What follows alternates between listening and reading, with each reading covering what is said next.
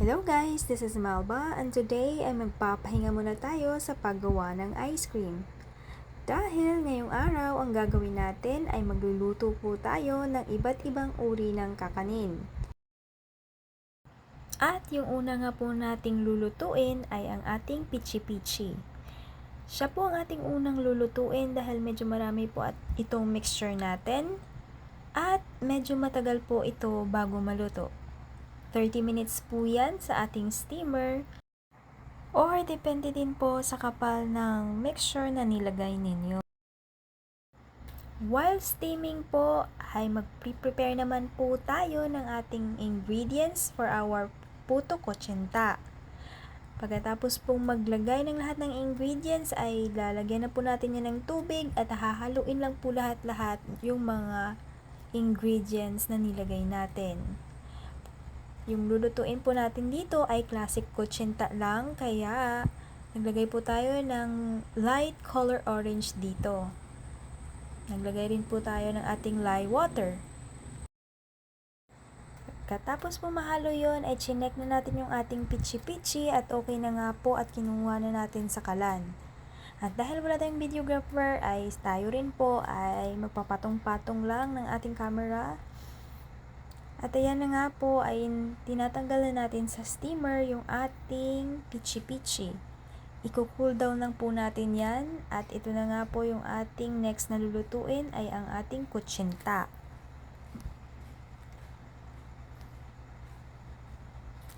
Maglalagay lang po ako dyan sa lahat ng molder tapos ay i-steam na po natin. Siguraduhin po natin na pantay-pantay po yung pagkalagay. Kasi po, ang pangit naman po tingnan kapag hindi po pare-parehas. Habang ini-steam naman po natin yung ating kutsinta, ay mag-prepare naman po tayo ng ating recipe for our puto cheese.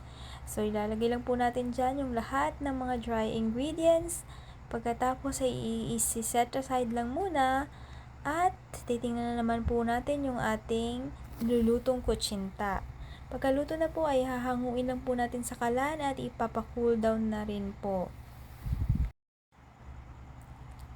Matapos na po nating tanggalin tong lahat ng kutsinta ay maglalagay na naman po tayo ng mga molder dyan para sa ating puto cheese. At babalikan po natin yung ating hinalo kanina na dry ingredients ng puto cheese at lalagyan po natin ulit siya ng wet ingredients. So, ayan na po. Hahaluin lang po natin mabuti yan hanggang sa makuha natin yung tamang texture po. Yan po at haluin lang po mabuti yan hanggang marating po natin yung ganitong mixture niya. Yung parang walang nang masyadong buo-buo at medyo runny lang. Yun lang siya. So, ayan nga po, okay na po yung mixture natin at maglalagay na po tayo sa ating butter dispenser. Yun nga lang, medyo mahirap pala maglagay gamit niyan. So, I decided na gamitan na lang ng kutsara at mano-mano na lang na ilalagay bawat molder. Medyo matagal-tagal yan, kaya ayun, okay lang naman. Basta nag-enjoy ka kasi sa ginagawa mo, hindi mo rin kasi napapansin na matagal pala. So, ayan, maglalagay na tayo ng ating toppings na cheese.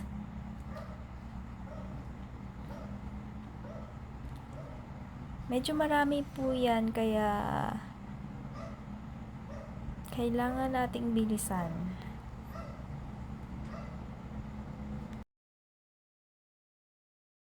Pagkatapos nga po nating maglagay ng cheese, ay i-ready na po natin yan at ilalagay sa ating steamer.